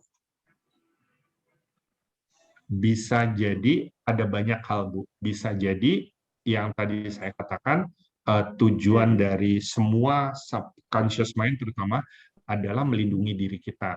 Jadi bisa jadi itu secara nggak sadar Ibu pikiran bawah sadarnya mau melindungi diri ibu dari efek dari kejadian itu. Jadi misalnya kesedihan, misalnya kekecewaan, maka dia langsung berkelebat aja. Bisa jadi memang tujuannya itu, tujuan dari subconscious mind, supaya ibu nggak inget lagi. Tapi kalau ibu melihat itu memang berkelebatnya cepat, ya biarin aja, Bu. Tapi kalau memang itu nanti muncul lagi, ya tinggal dilihat. Kadangkala ada beberapa kejadian yang cepat berlalu dari kita, tapi tetap tersimpan di subconscious mind kita. Misalnya ada kekecewaan terhadap orang yang menyakiti hati kita. Mungkin subconscious mind kita mau itu hilang secepat-cepatnya, tapi nanti dia akan muncul lagi misalnya. Dan kalau itu muncul lagi, ya itu tadi caranya dengan mindful, dengan kita lihat aja tanpa ikut terlalu attach dengan itu. Gitu. Jadi saya nggak bisa menjawab itunya karena nggak tahu kejadiannya apa, perlu pendalaman lebih jauh, tapi umumnya subconscious mind akan melindungi diri kita, Bu. Itu hanya mekanisme pertahanan diri gitu loh, Bu, untuk membuat diri kita tetap aman dan sehat, itu sih. Baik, Kanan Sesiong. Sama-sama. Kanan, teman-teman. Agustusium ada mau tambahin? Oh iya, ada Pak Agus di sini ya. Saya malah belum lihat ada Pak Agus. Malam, Ibu Wilayah, malam, Pak Hengki. Malam, Pak Agus. Baru bisa buka kamera. Dari tadi saya ikutin dengar sih. Yeah. Menarik ya, hari ini ada tukang bakso ya. Jadi mungkin sedikit sharing untuk Bapak Ibu teman-teman aja. Pada saat kita mempraktekkan apa yang Pak Hengki ajak kita lakukan, sebenarnya kita sedang masuk ke bawah sadar kita. Nah, itu tadi reaksi-reaksi yang muncul. Dan benar apa yang dikatakan Pak Hengki tadi, sebenarnya itu ada pesan-pesan dari bagian diri. Ya. Jadi seperti air, kalau air di ember, kalau diaduk kan kita nggak bisa lihat dasarnya. Jadi kalau kita melaksanakan apa yang tadi Pak Hengki bimbing, itu ibaratnya air di dalam ember itu begitu tenang. Jadi kita bisa melihat dasar di dalamnya. Jadi sebenarnya itu kurang lebih adalah suara-suara yang selama ini pengen bersuara ke kita, tapi kita tidak dengarkan. Karena kesibukan kita sehari-hari. Terus, pada saat tadi kita tenang, nah dia muncul, dia minta perhatian kita. Nah, kalau Ibu Bapak ada merasakan lonjakan emosi yang tinggi, nah itu sebaiknya bukan didiamkan tapi diproses. Ya, nanti juga bisa konsultasi, misalnya ke saya ataupun ke Ibu Heleng ataupun ke teman-teman yang belajar hipnoterapi. Tapi kalau itu bukan sesuatu yang mengganggu, nggak apa-apa. Ya, jadi saya ingin gunakan kesempatan ini, misalnya pada saat proses menjalani latihan itu tiba-tiba ada gejolak emosi ataupun dirasakan di fisik cukup intens, nah itu sebaiknya dikonsultasikan juga ya, karena itu bisa menjadi satu sinyal dari bagian diri yang akhirnya dia lihat ada kesempatan, akhirnya dia perhatiin saya nih, saya pengen kasih pesan kuat gitu ya. Tapi kalau memang itu tidak mengganggu, ya sudah, seperti tadi Ibu Lisna ya, ada tukang bakso ya, terus Ibu Lisna ketawa kan, ketawanya kenapa tuh?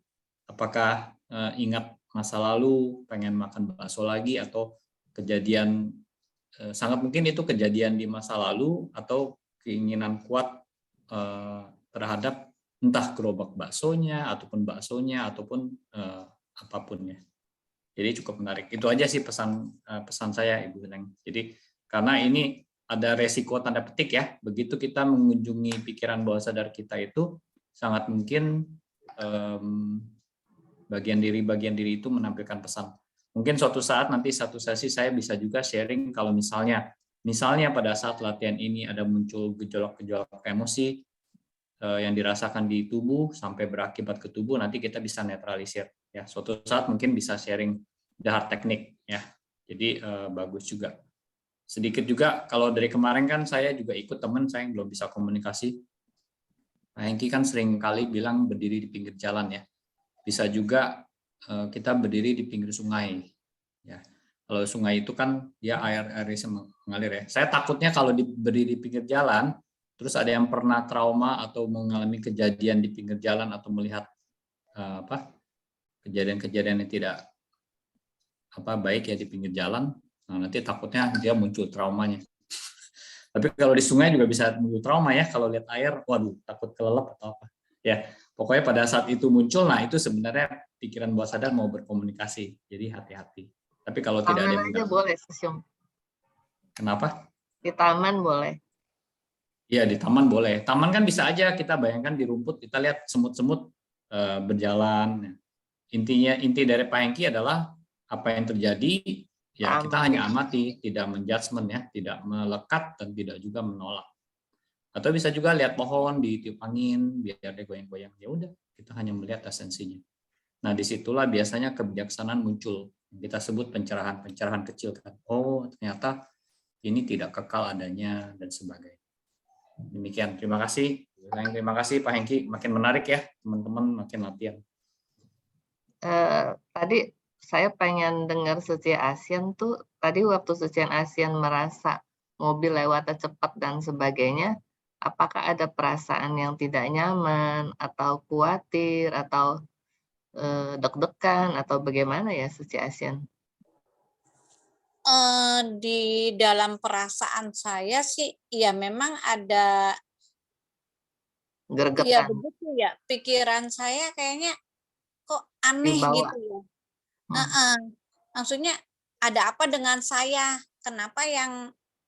Kenapa mobil itu jalannya cepat kok nggak bisa pelan gitu ya? Yang saya lihat seperti di jalan-jalan seperti biasanya kan mobil jalan nggak mungkin secepat itu gitu loh. Kenapa yang saya lihat seolah-olah kayak bukannya mobil itu ya kayak mobil Batman. Mobil Batman yang kalau jalan kayak terbang gitu, siang begitu ya. Rasanya bukan seru tapi agak sedikit panik. Serem gitu ya buat saya gitu loh. Apakah itu, makanya saya bertanya, saya heran kenapa sharing dari yang lain-lainnya ada yang tukang bakso, adakah sampai yang tertidur, kenapa saya begini gitu loh ya. Beda sekali gitu yang saya dapatkan gitu. Mungkin dulu jadi Superman kali. Aduh, bisa jadi ya. Pasti berbeda-beda sih, C, karena kan pengalaman orang berbeda-beda ya. Oh ya, yang menarik adalah sebenarnya pada saat muncul tukang bakso, melihat mobil yang lewat, itu kan objek pikiran ya. Jadi kadang-kadang kalau kita sedang praktek meditasi kan ada namanya objek suara. Kita fokus suara, kemudian ada objek fisik ya, lewat pandangan mata kan.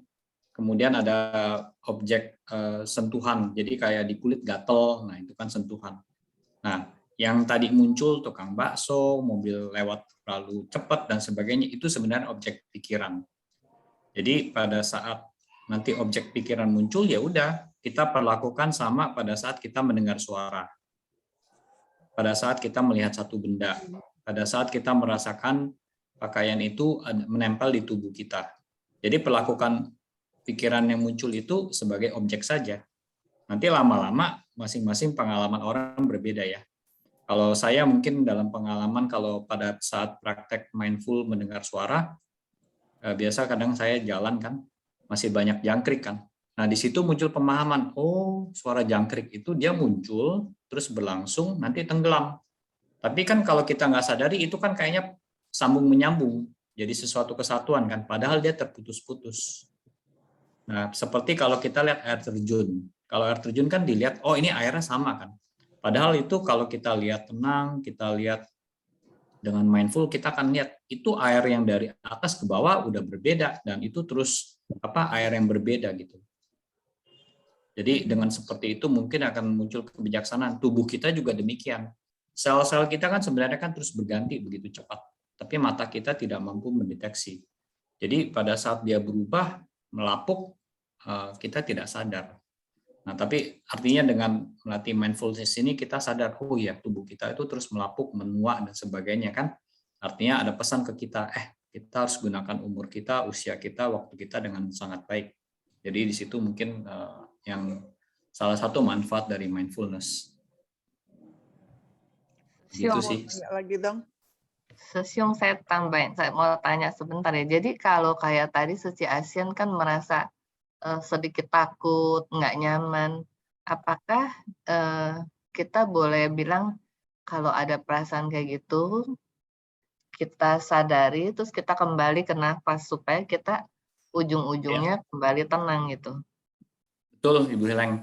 Jadi ada teknik di hipnoterapi pada saat kalau kami pun melihat klien yang kami bawa ke bawah sadar terus istilahnya abreaksi ya, teriak-teriak ataupun nangis ataupun meronta-ronta dan sebagainya, sepanjang itu tidak mengganggu jantungnya dan organ tubuhnya kita biarkan, karena itu pelepasan emosi yang sangat justru kita membuat itu terjadi karena itu kan selama ini tertimbun kan. Tapi kalau sudah melihat gejala fisiknya, nafas saja yang terengah-engah dan sebagainya, kami akan hentikan.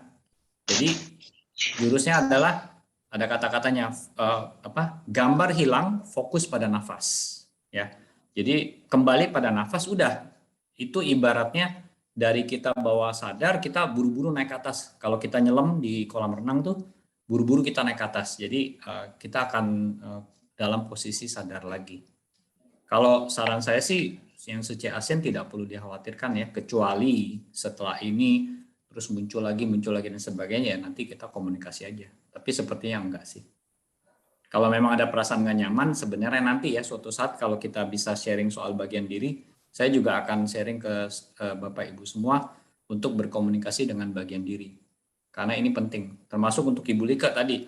Kalau Ibu Lika kondisi bawah sadar udah deep, nanti bisa tanya tuh, kenapa sih setiap kali ini dibikin tidur?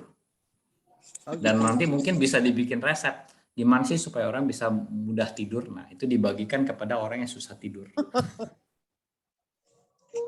Kanan, Susyung. Saya mau sambil nanya ya, Gus. Ya. Ma Hengki Susyung, ini loh. Saya ingat yang tadi ya, sedikit tadi sampai saya ngakak sih, dengar yang Suci tadi itu sampai baksonya sampai jelas, ada bihun, ada itu ya. Itu bukan menghayal ya, jadi termasuk menghayal dong. Bisa-bisa ujungnya, gue pengen makan loh, bisa-bisa gitu loh. Bahasa kita menghayal, tapi bahasa pikiran bawah sadar itu pikiran bawah sadar yang muncul. Tapi kita nggak tahu itu dalam bentuk itu maksudnya apa. Pasti ada tujuan itu muncul. Oh, jadi sebenarnya ini mirip hanya menghayal gitu ya. Supaya kita justru nggak boleh menghayal kan, tapi tanpa sadar itu menghayal ya jadinya. Iya, bahasa awam menghayal. Tapi kalau bahasa pikiran bawah sadar itu sebenarnya ada bagian diri yang ingin mengirimkan pesan. Oke, tadi saya sempat dengar Hengki Susyung sharing yang lebih luas ya. Jadi saya kayaknya pengen saya menangkap sesuatu gini. Kan ibarat kita di pinggir jalan ya. Sekarang saya berpikir iya. Jadi kita butuh tenang, duduk tenang. Saya anggap saya masuk ke suatu teater di mana saya ingin membaca pikiran di bawah sadar saya. Yaitu saya tunggu nonton di layar yang lebar. Film apapun yang keluar biarin aja. Saya nggak perlu tunggu aja, wait and see aja gitu. Benar nggak? Benar. Saya nggak perlu khayal dulu mobil, kalau di jalan kan otomatis kita udah berasa mobil dulu lalu lalang kan. Jadi dipandu. Tapi kalau saya bilang ya udah saya duduk tenang, saya anggap di depan, saya tutup mata, saya visualisasi di depan saya layar yang besar. Tujuan saya adalah saya ingin membaca pikiran saya. Pikiran saya itu adalah film yang akan ditampilkan nanti. Film apapun saya nggak tahu. Justru saya pengen tahu. Nah, jadi saya nunggu aja, benar nggak gitu kira-kira? Saya sih setuju, itu teknik. Itu sama seperti di pinggir jalan lihat mobil, di pinggir sungai lihat air sungai mengalir, itu sama juga di bioskop di layarnya muncul apa. Nah, itulah kreativitas Ibu Lika. Dia sangat cerdas kan melihat contoh-contoh yang lain, itu bisa dilakukan.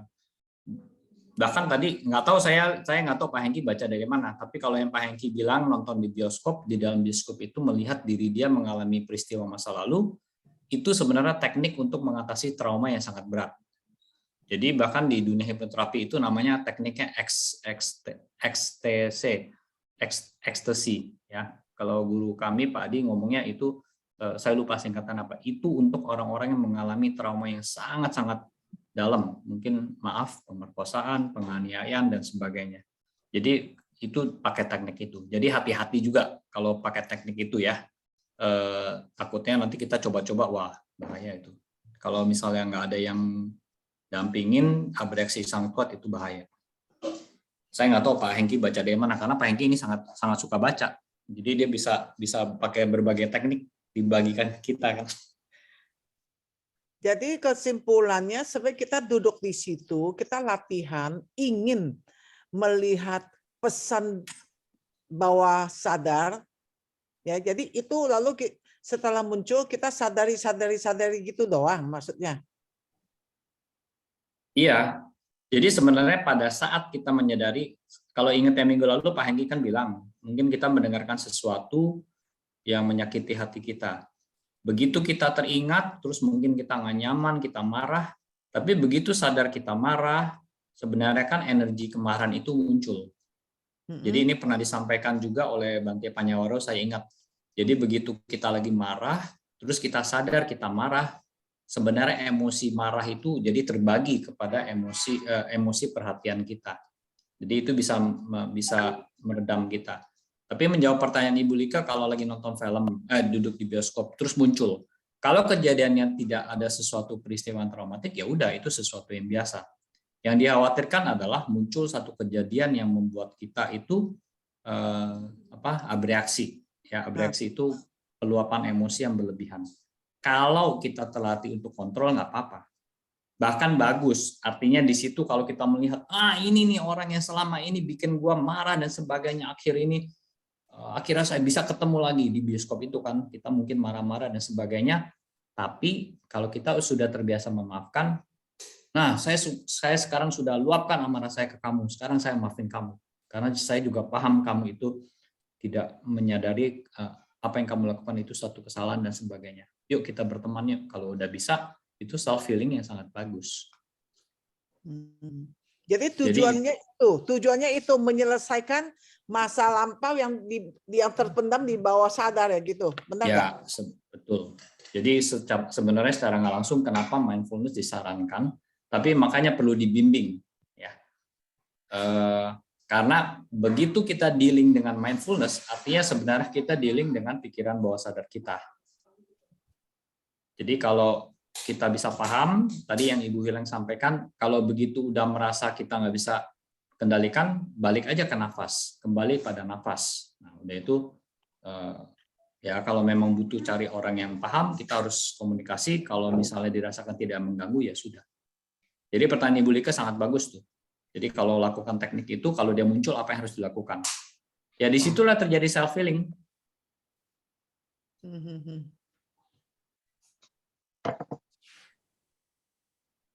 Oke. Sudah cukup sharingnya. Kita sambung minggu depan. Oke, Susyung Hengki, Susyung Agus, teman-teman semua yang sudah hadir, yang mendukung acara ini. Saya pikir ini satu sesi yang luar biasa buat kita semua ya. Kita mulai dari latihan yang paling dasar sehingga terasa sangat ringan, lalu diselingi dengan diskusi-diskusi, sampai pada akhirnya kita mulai dengan mindfulness dalam diam ya. Dan di situ juga banyak pengalaman-pengalaman yang di-share oleh teman-teman semua, yang tentunya sangat bermanfaat ya, karena kita tadinya nggak kepikir, jadi kita tahu ada pikiran orang lain yang seperti ini gitu, ada pengalaman orang lain yang berbeda dari kita. Dengan begitu kita lebih bisa memahami diri kita maupun orang lain. Saya kira-kira gitu ya. Sekali lagi terima kasih semuanya.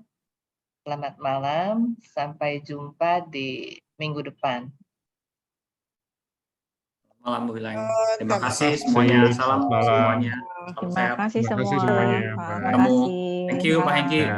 Terima kasih Pak Agus, Bu Hileng. Ya, semuanya. Susyung Hema. Pamit ya. Terima kasih semuanya. Pamit, izin. Bye-bye. Malam kan. Ya, makasih. Terima kasih. Tahan semuanya. Terima kasih Bu Wileh, Bu Mas Hengki.